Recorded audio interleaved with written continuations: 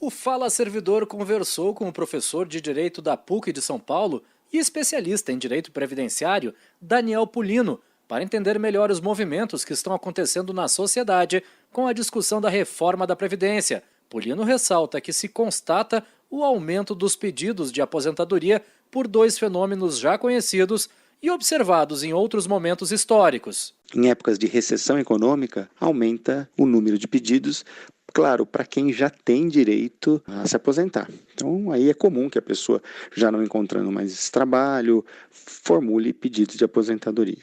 Existe um segundo fenômeno que também já ocorreu em outras épocas, nas outras reformas previdenciárias, que é justamente o fato de que as reformas previdenciárias, sobretudo como elas se propõem dificultar as regras de acesso aos benefícios, elas também são responsáveis, e são as maiores responsáveis, pelo aumento que se verifica do número de aposentadorias perante o INSS. Mesmo que haja muita incerteza sobre se o governo vai conseguir aprovar ou não a reforma, só o fato de se falar em reformas e de se sinalizar que virão regras mais duras faz com que se aumente o número de pedidos de aposentadoria na Previdência Pública e também que se comercializem mais planos de previdência privada. Isso também já foi detectado nos últimos meses, especialmente de maio em diante, quando as reformas foram discutidas e votadas na comissão na Câmara dos Deputados. Conselheiro da Fundação de Previdência Complementar do Servidor Público Federal do Poder Executivo,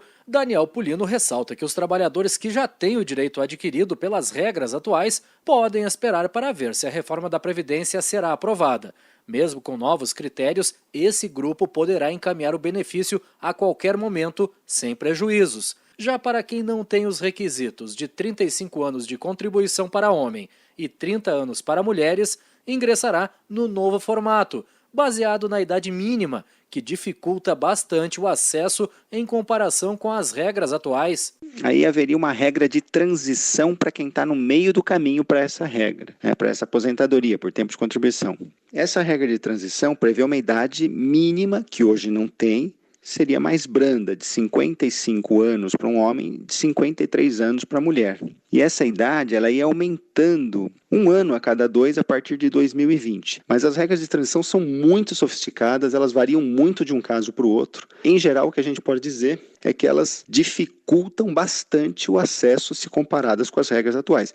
Por isso é que quem pode se aposentar hoje, deve fazer o pedido se a reforma realmente se encaminhar para uma aprovação nos próximos meses. Daniel Pulino usa um exemplo real de um trabalhador brasileiro para explicar como funcionaria a regra de transição. Vamos imaginar um homem com 29 anos de contribuição e 53 de idade hoje. Hoje ele não tem direito adquirido. Ele não tem 35 anos de contribuição. Pelas regras de transição que estão previstas na reforma, ele precisaria de mais 6 anos, de 29 anos para 6, com 6 daria 35 anos, mas ela prevê um pedágio, quer dizer, um tempo adicional de 30% sobre esses 6 anos que faltam.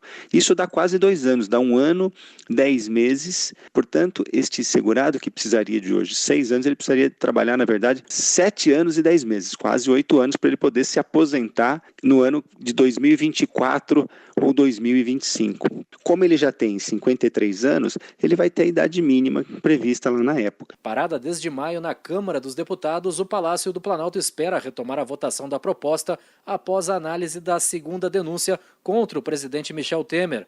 O governo federal tenta negociar a votação de um texto mais enxuto. Para convencer a base aliada a conquistar os 308 votos necessários, os governistas alertam para o rebaixamento da nota de classificação de risco do Brasil e o aumento do rombo orçamentário. De Brasília, Apolos Neto.